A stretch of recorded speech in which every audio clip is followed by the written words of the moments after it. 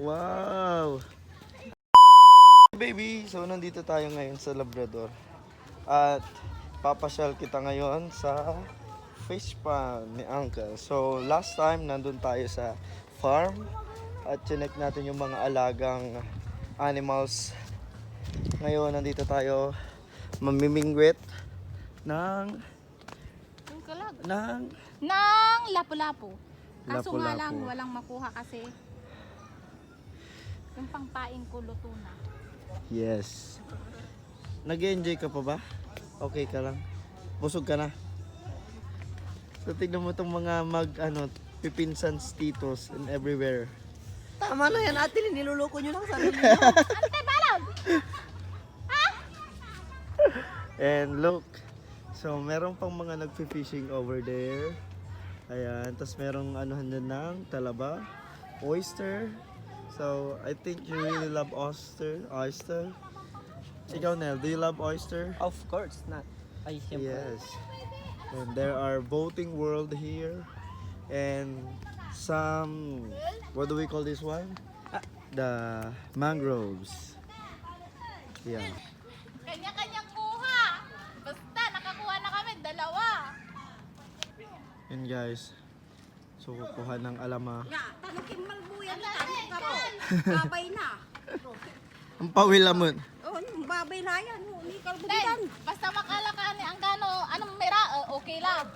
Alam mo, pan? Pero ang balag niya. Ang balog niya sana. Yan, picture siya rin. Wow. Wow. Ilutok ko kaya. Parang walang nangyari. Sugat-sugatan yung kamay. Tingnan tayo. Yeah. Oh, nasugat daw. Dalaan.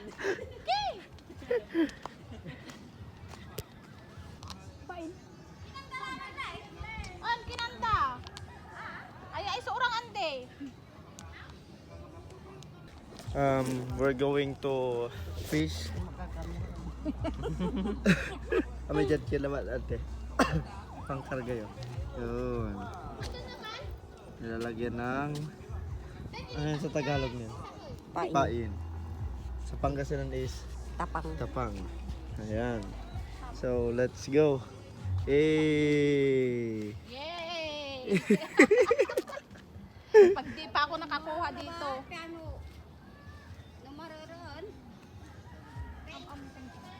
Ayan. ka na dyan, Ivan. Nakahuli. Makakahuli kaya si ate Lian. Ito lang pinangtatapang nila kanina, oh. It's shrimp.